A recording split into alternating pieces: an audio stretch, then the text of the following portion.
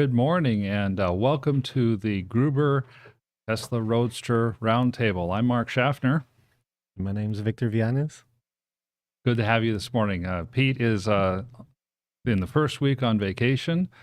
I think he is gracing the summer sands of southern France, and look forward to hearing from everybody today. We got a few things that we'll be bringing today for you. Talking about the China Roadsters at some point. New car that a new type of car that's being announced. It's not a Tesla Roadster, but it's a very intriguing car.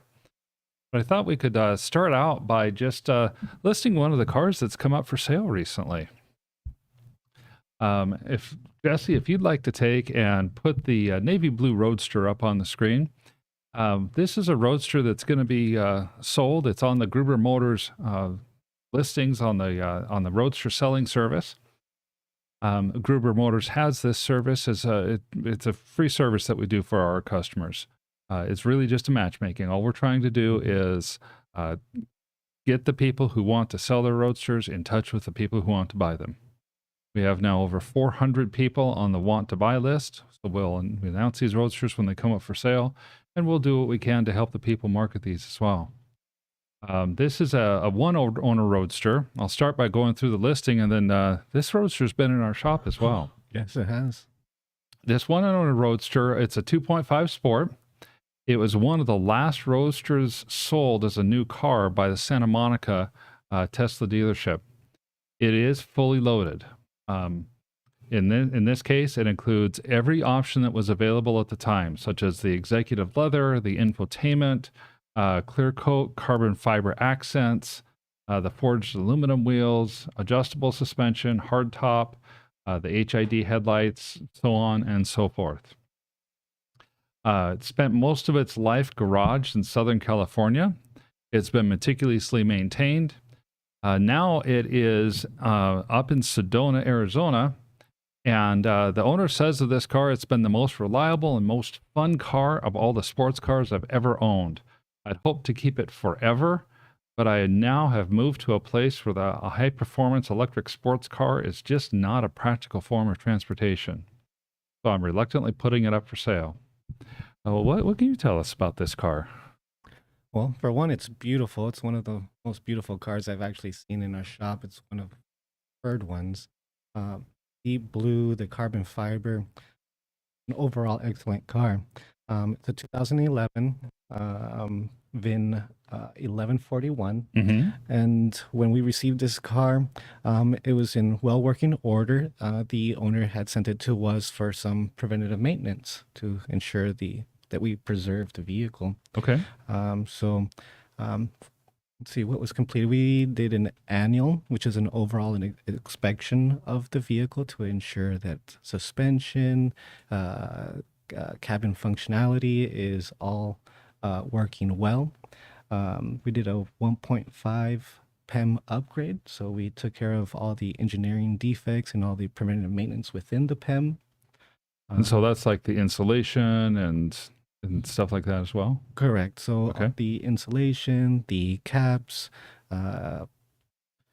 solenoids, contactors, relays, they all get overhauled and Okay. replaced. A couple of neat things that we did to this vehicle was a 12-volt battery relocation. So as the Roadster owners know, the 12-volt on these vehicles is in the passenger front right fender. And if that 12-volt battery goes out, it's about a 2 to 3 hour job to lift up the vehicle, remove the wheel, remove the fender in order to gain access to the battery. And what we did is we relocated the battery to the trunk. That way it's easy accessible and it has a voltmeter. That way it can be reviewed before the vehicle is shipped off. We also completed a PPF. The whole vehicle was PPF, so it's protected. It brings out the shine, and as you can see in the pictures, it's a beautiful car. You know, I remember seeing that particular Roadster in our shop, that dark navy blue, and it's one of my very favorite colors. And with the black wheels as well, that was definitely one of the prettiest cars that we had. Definitely. So, anyone who wants and has interest in this particular vehicle, inquire. Go to the Gruber Motors site. Go to the Roadsters for sale. You can email ev@gruber.com with any questions as well. While Pete is, whether Pete's here or while he's gone, somebody from the team. It's not always Pete that answers the questions. We oftentimes will forward those to the owner if they're very specific. In this case, we're able to answer a lot of the questions that you might have. Yeah, it's a well-working vehicle. Annual has been done. Some preventive maintenance has been completed, and the vehicle has been PPF for protection. So it's good to go for its next driver to enjoy. Wow, that's a lot of times the Roadsters on the matchmaking service are pending a lot of these type of repairs. So having one that already had those repairs done, that's pretty amazing. Yes. If it wasn't for the fact that I've tried to be in one of those Roadsters before, and I successfully got in, and I am sitting here today, so I can say that I eventually successfully got out. My body type and my height are not conducive to staying in a Roadster long term. So it's not one that I would be able to drive very much. Well, it's not always body height. It's, because I'm a smaller gentleman, and after a week of driving these vehicles, it puts a little toll on your body. I felt some back pain from time to time, but Yeah. it's just a very low vehicle. Well, before we go any further, let's take a look at this picture behind us. This is Mid-Journey doing its magic again. No, this is not my backyard in Phoenix, although with the heat, I think it could be. We got here a Roadster. What is it, Jesse, that you put in? That's what I wanted the Mid-Journey to generate a 20 and Tesla Roadster in a sandstorm.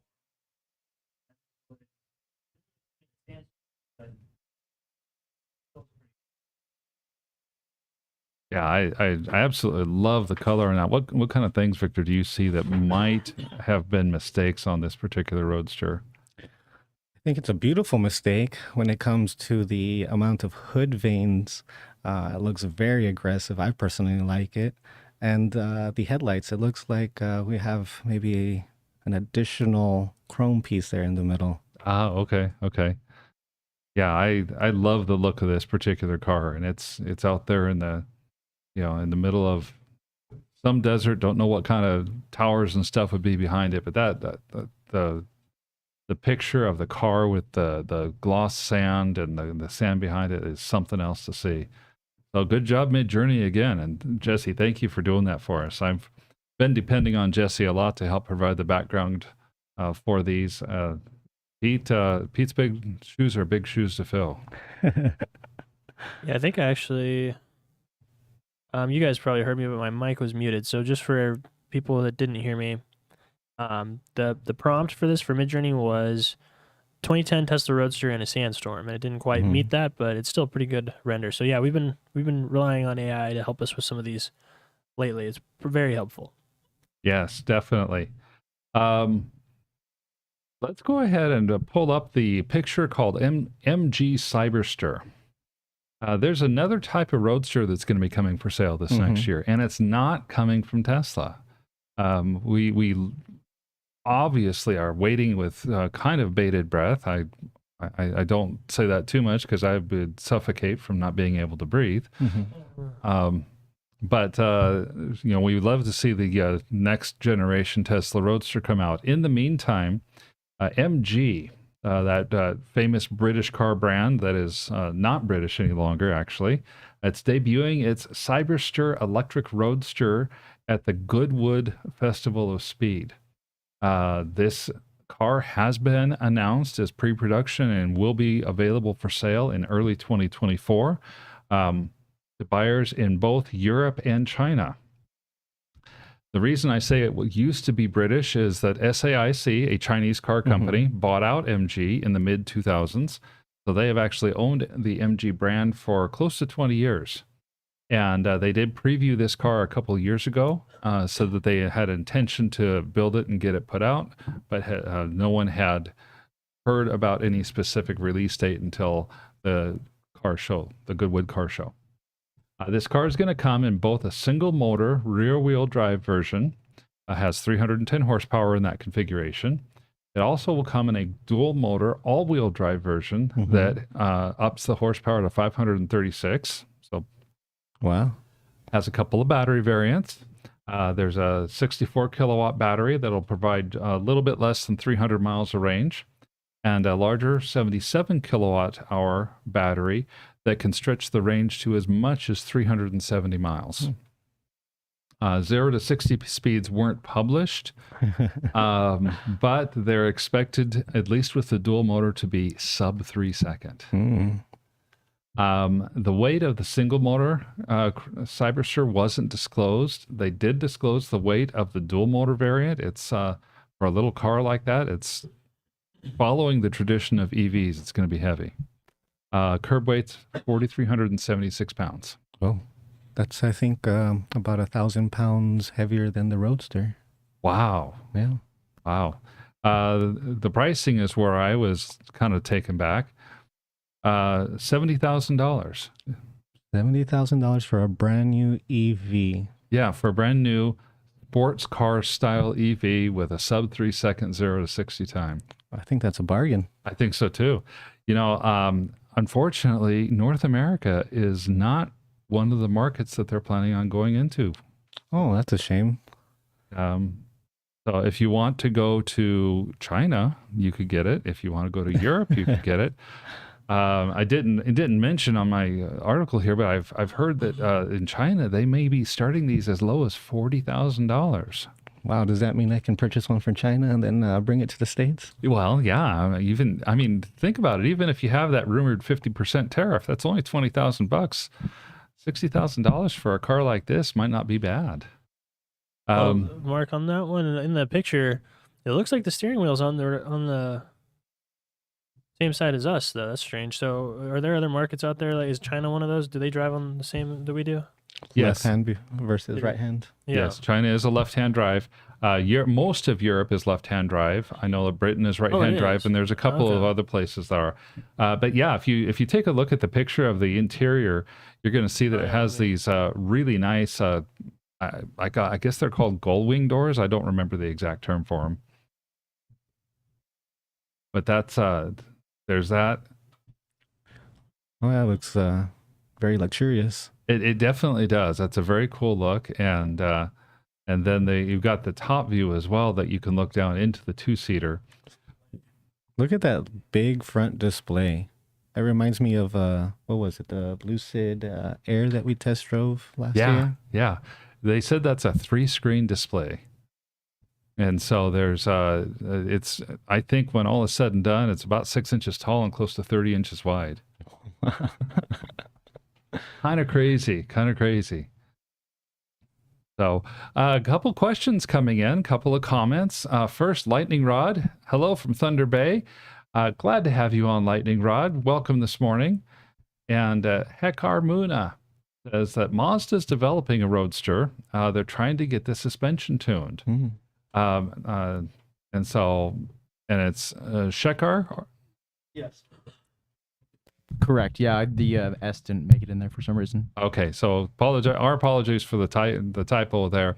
We'll have to look up more information on that Mazda and see what's yeah, it definitely gave me like a Mazda vibe. I can see that it's a convertible. I wonder if that's going to be a motorized convertible or a hard top, soft top.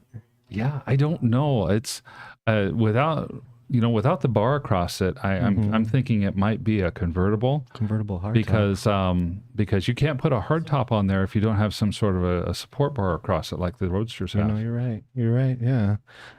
With the Roadsters, they come either in hard top or soft top, and there's no room for a motorized convertible top because we have the PEM and the battery in the back. Right. So I wonder if this vehicle has the battery mounted on the bottom platform. I'm wondering too. That's a great point. I'm also thinking this is probably a convertible because you see those latches on the front, on the top of the windshield. And so, well, we'll try to see what we can learn about the Mazda electric Roadster. Maybe either Aaron or Richard can chime in when they have more information. Yeah, I was going to say that I'll do some quick research right now, and worst case scenario, I'll bring it to the morning show tomorrow. Okay, sounds good. Thank you, Richard. He's sitting in on Tuesdays and Thursdays for us as well. So, I mean, what do you think of that car? Is that a car that you'd buy and drive? For $70,000, or if I can get it over here for 60, with that amount of range, brand new vehicle, I would be willing to give it a shot if I could. That's a pretty little car. I wonder, you got to wonder if it's anything like the old MGs, the little cars. Yeah, it just seems pretty cool to be able to do that. So I encourage everybody, keep the questions coming in. The questions are what drives the show for us. And Mark, you guys can't see this, but Ibrahim on TikTok sent a hat and mustache. So for a second there, you had a hat and a mustache on. It was awesome. It was hilarious. Ibrahim, thank you. That may be an improvement. Hard to tell.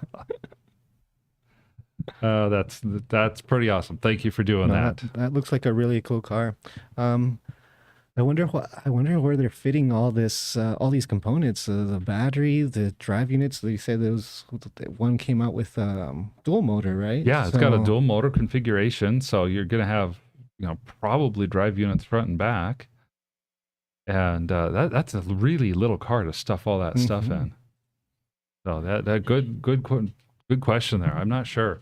EV Fan on YouTube is also mentioning, wonders if Nissan's going to make an electric Z Roadster. So doing a little bit of research here. Yeah.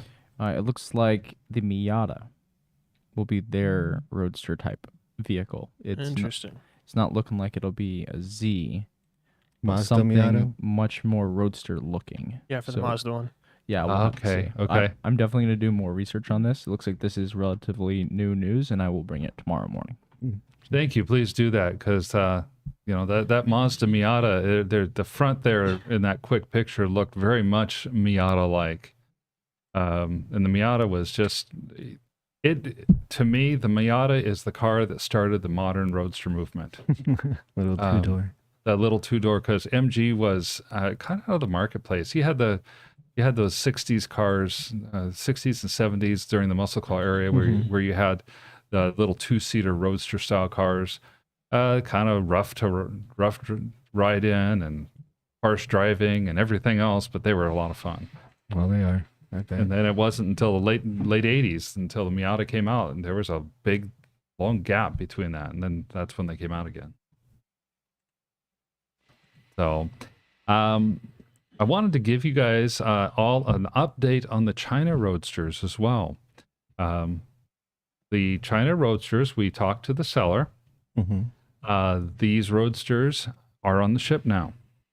So they were the ship left port. The update we have was as of Monday they had left port.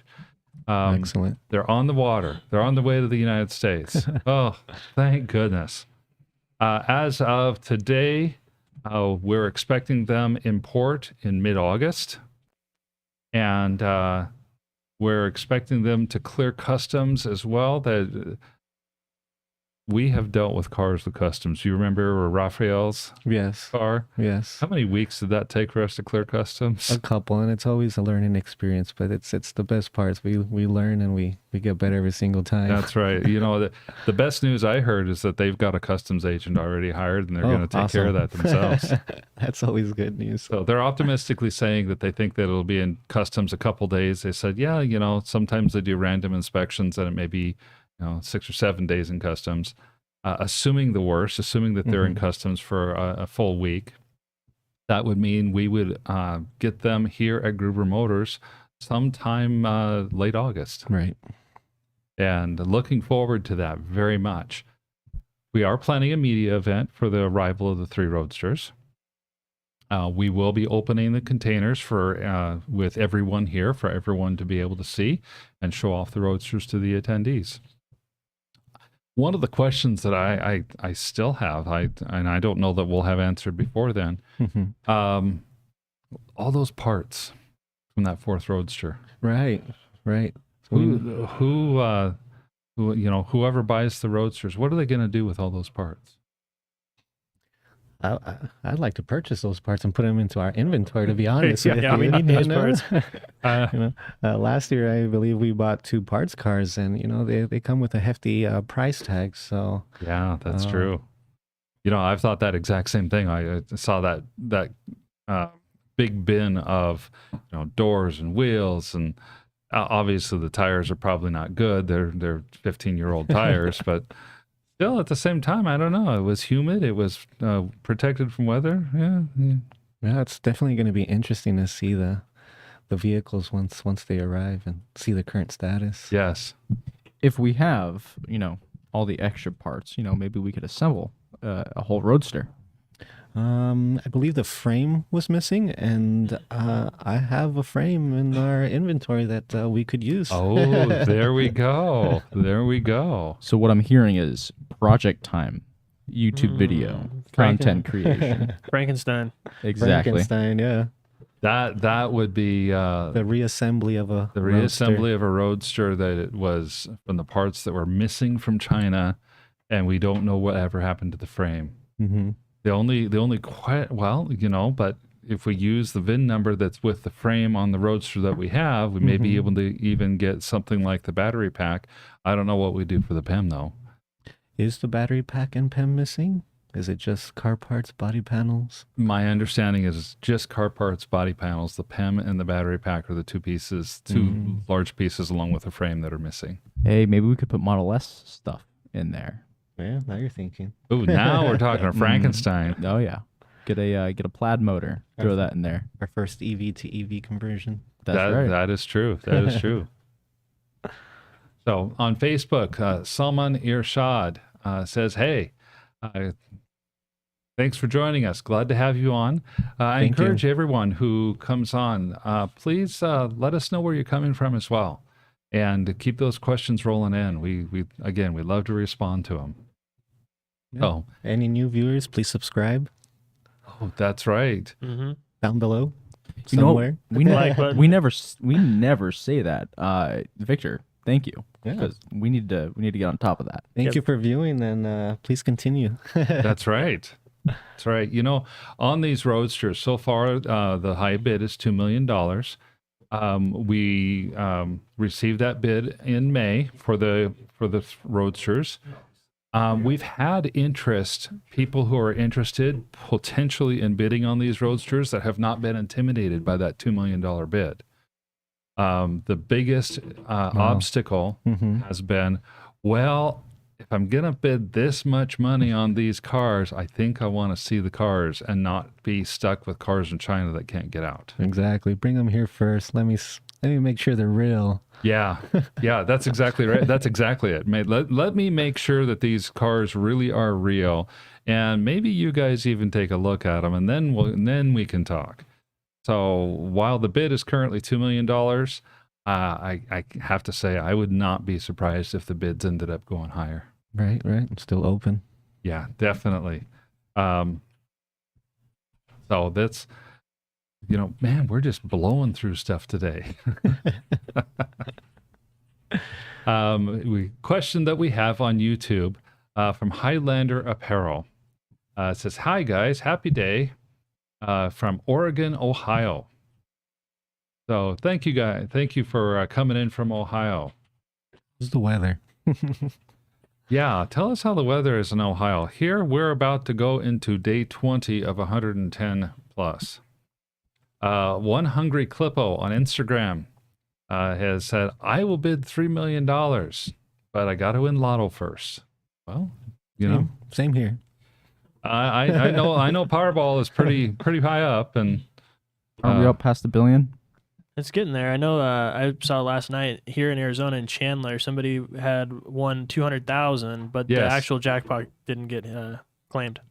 Okay, so if the actual jackpot didn't get claimed last night, that means No, it was Monday night. I think the next drawing is tonight. I don't know if it's up at $1 billion yet or not, Richard. I've heard it's 900 million for Powerball. So I know- Gruber Motor Company podcast pool. Oh, there we go. Of course. Everybody buys 10 to 15 tickets, split it even ways. The challenge with that is if we win, this would be the final podcast, probably. No. We would now all the pressure would be off to perform, and we'd be like, we're good, and now we can just have fun with it. I would be here just for the fun of That's it. I right. tell you, this is a cool We time. might be able to get some new camera equipment finally. That's right. Upgraded. Hey, there we go. There we go. New New- camera equipment in this studio. We would just be able to move. We could buy Bitfire Studios and just take over their entire thing. That's right. Bitfire, Bitfire Studios is they're a neighbor of ours. They're about 3 miles away. They have a great studio, man, and I love their green screen. Oh yeah, and just in case Bitfire is watching, promise we're not gonna take over and what is it, hostile takeover? We're not gonna do it. We promise. We'll just build another studio and then we'll all have fun. Yeah, we'll all have fun. We'll collaborate with them on that one. So there's when we go to do battery recoveries on our Roadsters, I know there's a couple different levels of recoveries that we do. Jesse, could you pull up 11-point charger 1 on the photos? I actually talked to Pete a little bit before he left about, what can we show and what can't we show, and can we open the covers just a little bit more and show what's going on with this? Behind the scenes. A little more behind the scenes. And so I figured that we would, he said, yeah, we definitely can do that. And wanted to show you guys a little bit of what's going on here. This is a level 1 recovery that's going in place, right, Victor? No, not necessarily a level 1 recovery. Right here we have our 11-point charger connected to all 11 sheets in attempt to bring the voltage up and balance after repair. This actually happens during a level 2 battery recovery. Okay. Our level 1 battery recovery is what we do to go ahead and initially bring up the voltage in the ESS pack. It's a slow trickle charge. It's usually enough to go ahead and recover a Roadster that's been bricked for, say, maybe 3 or 4 months or less. Okay. That's usually enough to go ahead and bring up the voltage to where we can begin to charge via the charge port. When that fails, because we have something much heavier putting a load on the battery pack, such as a resistive cell, then we would have to move on to a level 2 battery recovery, which requires the 1,000+ battery pack to be dropped from the rear end. In order to go ahead and have access to the sheets, we'll need to disassemble, have access to the sheet, to remove the sheet, to be able to better diagnose that sheet, that brick, verify if it's a resistive cell, so we can go ahead and isolate. Once we find the resistive cell, isolate, bring up the voltage, and this is what we're seeing here now. It's bringing back up to voltage and balanced. Another reason to go ahead and drop a battery pack or complete a level 2 is due to either blown sheet fuses Okay. that can't access unless we drop and disassemble the battery pack, and or due to a battery bleed scan failure, which would require pop rivet repair. Okay. So what does a bleed scan failure mean actually? So on a sheet, we have 9 different bricks, and they're all connected via a collector plate. That collector plate communicates to that sheet's BMB board, battery management board. The pop rivets are on the collector plates, and they go through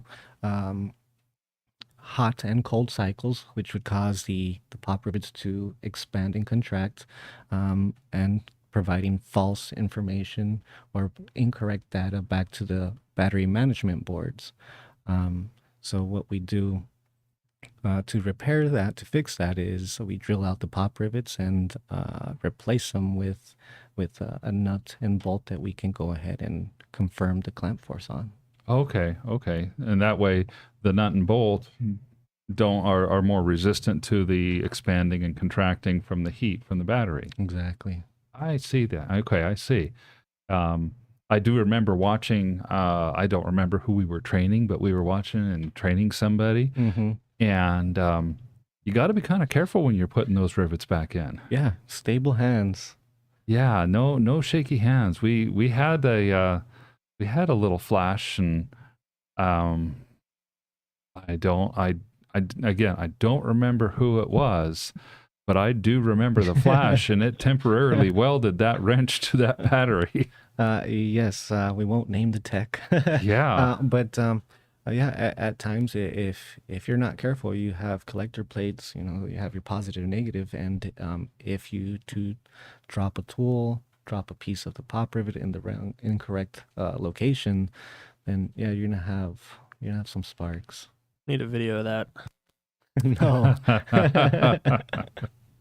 And that doesn't happen often. We have a good set of techs with steady hands that take their time to do the job right, and we've only had one incident as far as I remember. Well, okay, 2 incidents as far as I remember. Yes.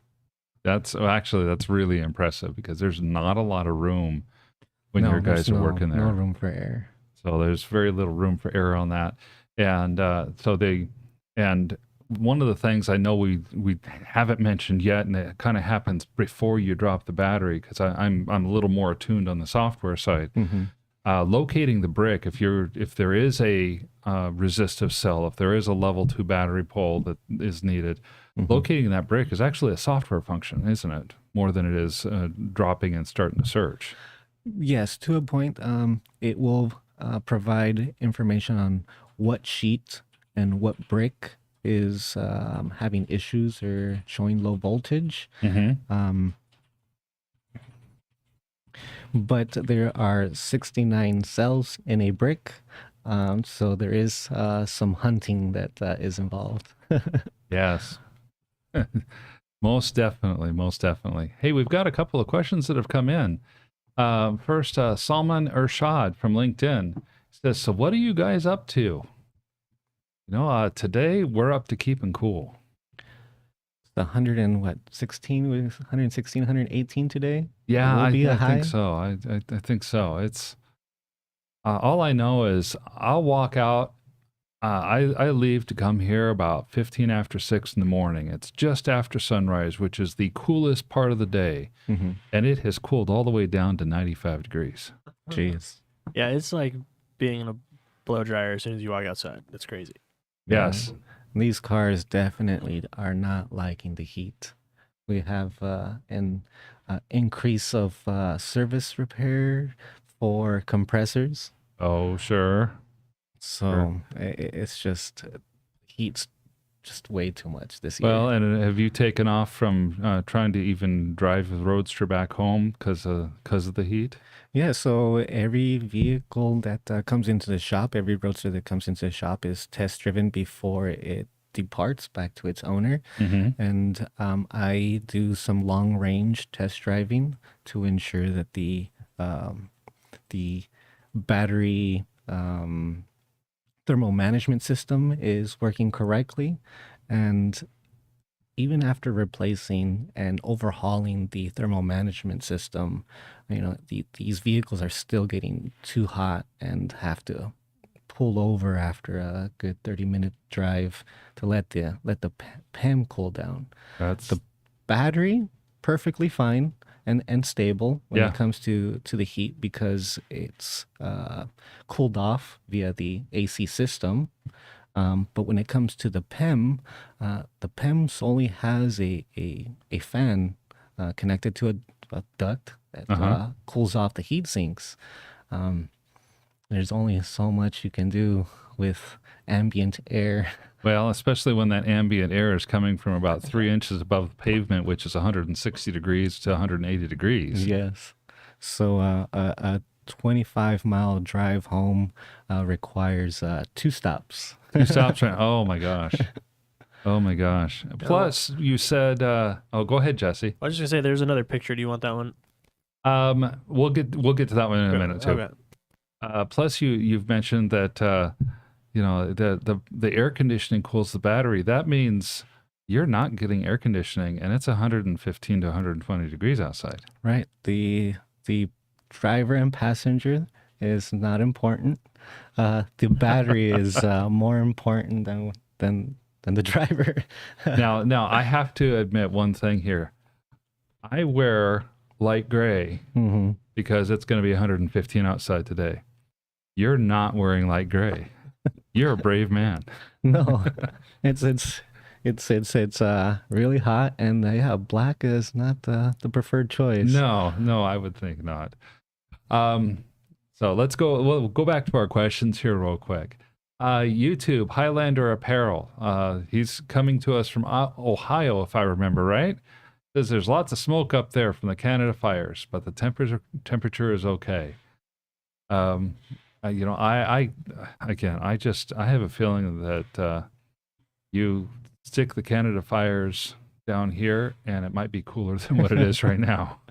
Wasn't I'm sorry, go ahead, Victor. I was just saying that the heat is just unbearable, and it's causing some delays on our end because we don't want to put our customer vehicles through that stress of the heat. We want to ensure that they can function properly, but we don't want to put their vehicles under that stress, and because of that reason, we have delayed some of our road tests or have scheduled them early in the morning.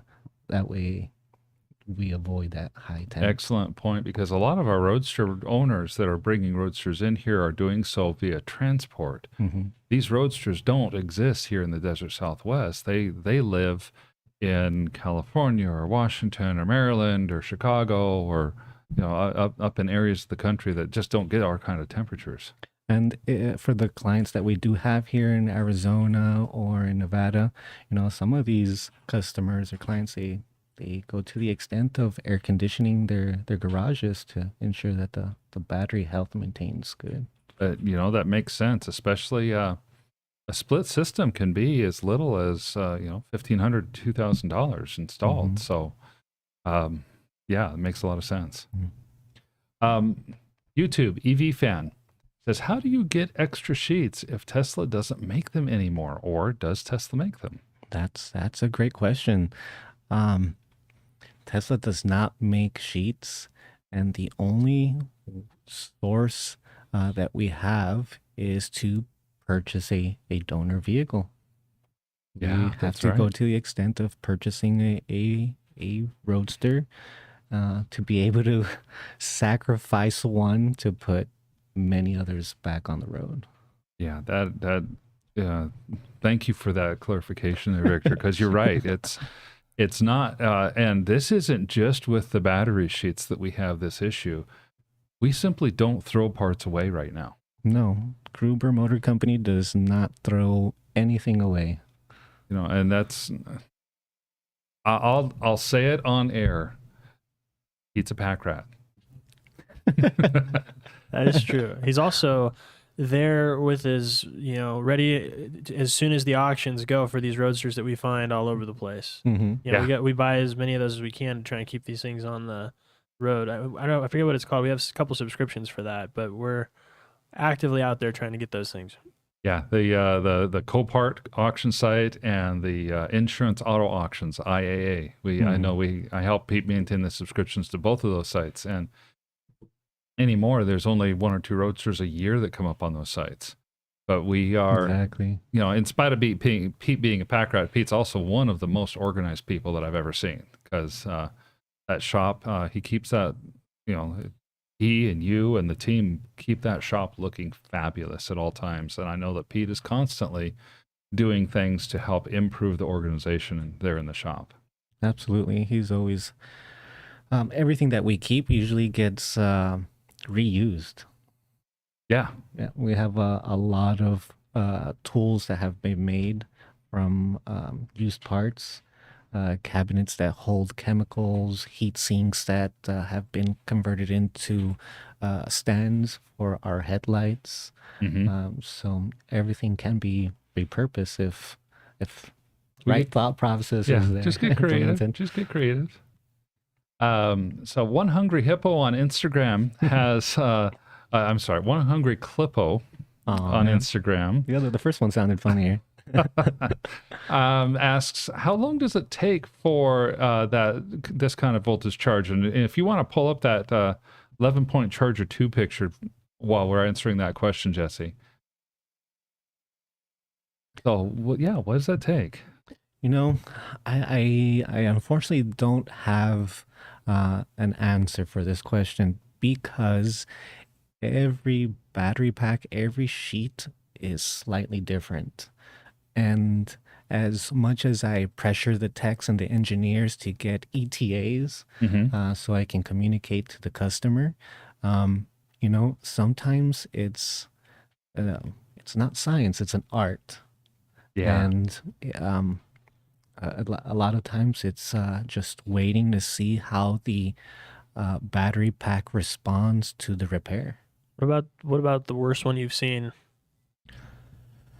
How long it's taken? Yeah, take like a day or two, or what's the? I think we had a battery pack in the shop that almost took a week to balance because there was multiple sheets, an imbalance within multiple sheets. Sure. Yeah. Yeah, we're very cautious about how we charge and the levels that we charge at. We don't do any overnight charging. You know, charging is done during work hours and continuously monitored.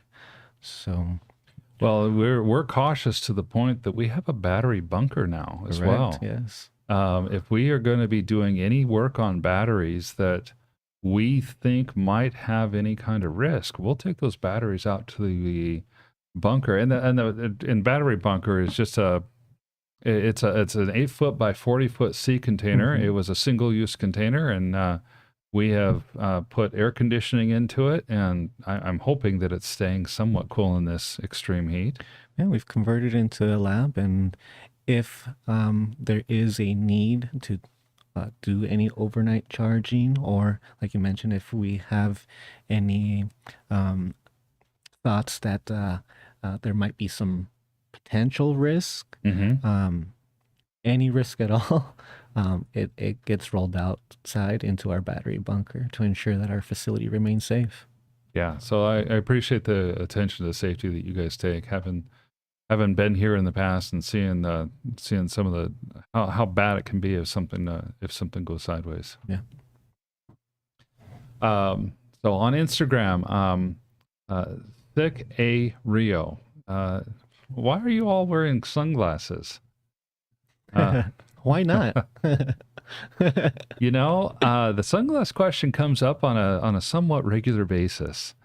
And I'm not going to give out the full answer right now. I think I would really steal Pete's thunder if we did that.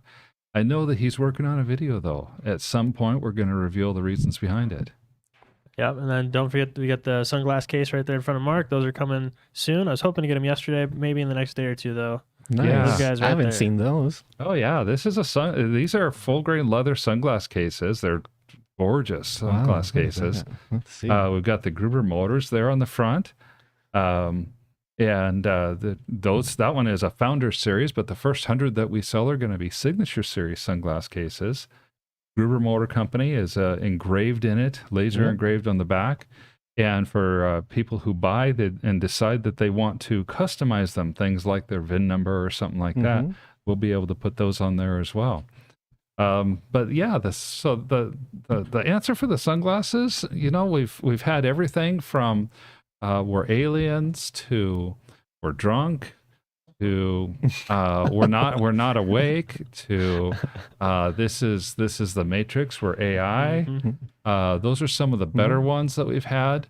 And so yeah, I'm not going to answer it directly right now. I love hearing the theories that are out there, and at some point I know we are going to put together a video for it though. Okay.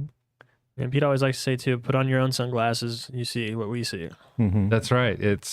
You got to experience it. You got to experience it. You know, even my wife has said, dude, why? My mom said the exact same thing. I don't want to expose my beautiful brown eyes. I don't want to Yeah. make anyone jealous. So, and then on another question we have here on Instagram, Harsh IT's 00 says, what do you do with e-waste? There is no waste. Everything gets reused. Yeah, I think that's what he's referring to when we were talking about that earlier. Yeah, if there is a module or sheet that is no longer in use or repairable, we go ahead and dispose of it, just as all of our other batteries here at Gruber. Okay, so we recycle when possible. You know that you make a good point there, though. That one of the reasons that we don't throw stuff away is because we don't get parts. I'm going to use the saga of my 2012 Model S as an example here. My 2012 Model S had a problem with its MCU, and when I say problem, problems. It was possessed. I could be driving down the road in the middle of summer because it seemed to behave more poorly in the heat, and the seat heater would come on. At the same time, the radio would come on and go up to maximum, while the air conditioning would convert to heat and go to maximum and turn on the fan high. While the map would start to spin. And I'm not talking a slow spin here. I'm talking the stuff that will seriously, like if you stare at it, it'll make you want to throw up, type of spinning. Eventually, if the map stopped, and it usually would stop, and I would be, Gulf of California or off the Pacific Ocean out by I want to say Catalina Island or San Bernardino Island, or even off the shelf there. It would put me in weird places, and these were all happening at once. The harder thing, though, of course, is with the seat heater on and the air conditioning turned on to heat high, and the radio blaring, and being 110 outside. It was it makes it almost impossible to drive. Yeah, probably unsafe. Possibly. I usually could hit the two reset scroll wheels, do the Model S reset while I'm driving down the freeway, and it would behave to the point that I would simply not have touchscreen and everything else would be fine. So we took it in. I'm like, hey, we had a different car that I was going to be able to take because it's a company car. Well, now the battery pack has gone into a car. The drive unit has gone into a different car. Right. The tires and wheels have gone to a different car. More recently, I know the charge port. I was just talking to Ramiro yesterday. The charge port has gone to another different car. That's 4 cars so far I can think of, and I'm sure there are more cars that have received parts from this car. Yeah, and that's the name of the game. Is we sacrifice one to put many more on the road. Yeah. And unfortunately, yours. My car became an organ donor. Yeah. We appreciate it. So when we the whole idea, though, we do component level repairs on the boards and stuff, like my MCU on that 2012 will probably eventually get repaired. We're going to go down to the component level. We have a company that we'll work with that'll help us to replace that MCU chip. We're not going to throw it away, and it will eventually find life either in that car or in another car. And actually, it has found life. we have replaced the EMMC board Okay. and replace the display as well because yours was leaking. Oh, And mine was done leaking actually. so we have it repaired, and now it's in our lab, in our stand, ready to be used as an example of the services that we do. And we'll go ahead and keep it on that stand. That way, when other repairs are needed to be done, we'll go ahead and use it as a tool. It's kind of the known good that you can compare with. That's so cool to see. So, yeah, that's kind of the answer that we have as far as e-waste. We try to have no e-waste, and very, very little has to be actually thrown out. At Gruber Power Services, our sister company, they're in critical power management. So many of the same types of parts that we would have in the electric vehicles, recyclable batteries, circuit boards, things of that sort, are also part of Gruber Power Services. And Gruber Power Services has been well known in its past for having the recycling chain. So if there is something that truly gets thrown away, it's not really getting thrown away. It's going over into the Gruber Power Services recycling pile and going to the appropriate recycle. Absolutely. Great questions there. And on YouTube, Miranda Aldridge, watching from the Gruber Motors area. Yeah. Thank you, Gruber team, for watching. Appreciate you guys being on today. Thank you. Get back to work.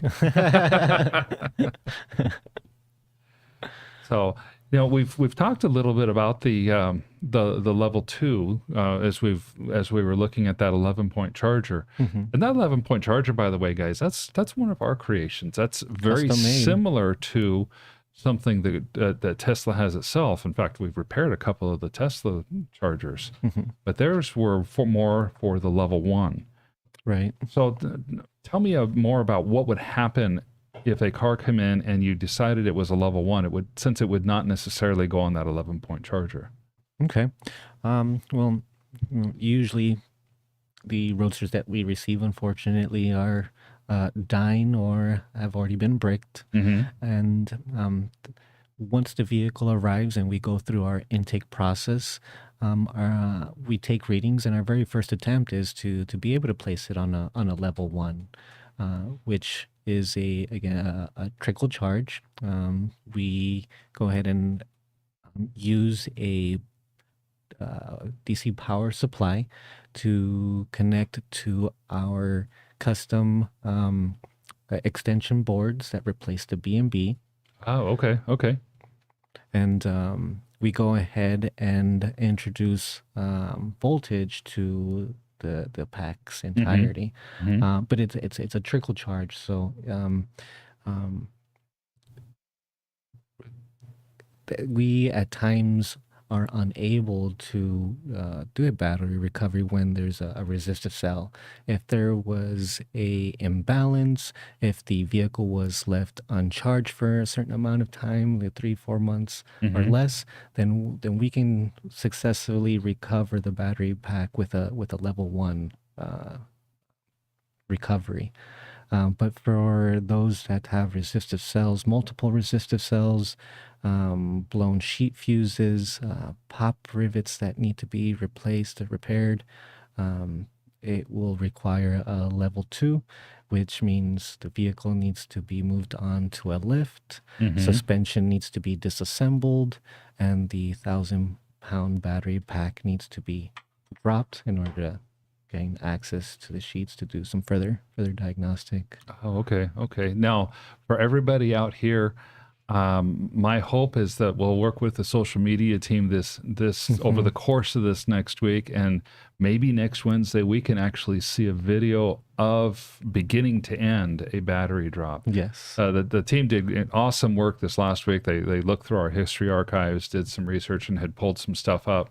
But at the time I thought, we're starting about 3/4 of the way through the drop. The battery's almost all the way dropped already. So hopefully we'll get an opportunity. Yeah, we move fast at Gruber Motors. Yes, you guys do. You're always moving. So And another comment that we have, YouTube, Banana Man says, Banana Man in the house. Thank you for watching. We appreciate you being there for us. So, if guys, I'm thinking that at this point we might get ready to wrap things up here. We've talked about the level 2. We've talked about the level 1. We've given you guys an update. Well, the one thing that we can have Aaron and Richard talk a little bit about is Ellie in Space was here yesterday, and she actually test drove a Roadster. If you guys could please, that's right. I forgot about that. I can't even believe. Yeah, I come over yesterday afternoon and I come to check on some things at Griver Motors and have a question for you. Walk out and there's Ellie talking to you. Yeah, Alien Space came to visit the shop. Oh yeah, Victor gave the tour too. I forgot about that part. Yeah, yeah. I was able to go ahead and give them a tour of the shop, and give them the opportunity to be able to see what it feels like to get in and out of a Roadster, and what it feels like to be able to drive one. That's pretty cool. And what did you have fixed on her car? But she drove here from Texas in a Model 3. Yeah, she came in a Model 3. She had some underglow lights that had been installed on the bottom of the vehicle, and it looks like they had come off of the plastic panel because double-sided tape was being used, and double-sided tape here in Phoenix, here in Arizona, just coming through Arizona on the freeways. The double-sided tape adhesive probably melted, didn't it? Yeah, it just completely fell off. So luckily we were able to go ahead and drive the vehicle into a shop, put it on some ramps, and zip tie the lights back into place. Nice. So Richard, what was it like with Ellie having to try to drive that Roadster? I thought she did very well. She was very hesitant, a little apprehensive on the whole thing. I think that being so different from a Model 3, a Model S, it just kind of threw her off. But she really liked it. She preferred her Model 3, but I think she was more fascinated about the history, the significance of the vehicle. We went around, we went down the street and up 7th Street and back around twice. She punched it, and she, as usual, was laughing the entire time as we were going quickly down the road. We passed by a cop. He didn't seem to care. Oh, no. But yeah, no, it was fun. She seemed like she enjoyed it. It's difficult not to enjoy this types of cars, but she was definitely afraid that she was going to do something like catastrophically wrong and then break the car. But no, she did great though. I have to admit, guys, I was gonna at the end of the workday, I was driving down. I was gonna stop by Griver Motors to see see if you guys were done filming and say hi and stuff. And I saw Richard and Ellie pulling out. I did not know who was driving the car. What I did know is that it was not Pete, because that car was driving slowly and carefully, and she was driving so slow up and over those speed bumps. I thought, oh my gosh. Yeah, that's either, I thought that's either Victor with Ellie sitting in the passenger seat and he's being extra careful, or that's Ellie or somebody else actually driving it, because they're driving almost like they were afraid. Yeah, vehicle, just steering wheel, put it in drive, same as any other vehicle. Although no, I actually stand corrected, because at times I do drive my girlfriend's car, and I have I guess I use the regenerative braking a lot when driving a Tesla. Oh, and when jumping back into an ICE vehicle, it's just like, oh man, I gotta stop. I forgot. I gotta use the brake pedal. Oh yeah, I've had that happen. It's crazy how quickly you forget. Yeah, I Right. was expecting it to, decrease the speed, and then it's just like, oh, yeah, I gotta use the brake pedal. I forgot. That's right.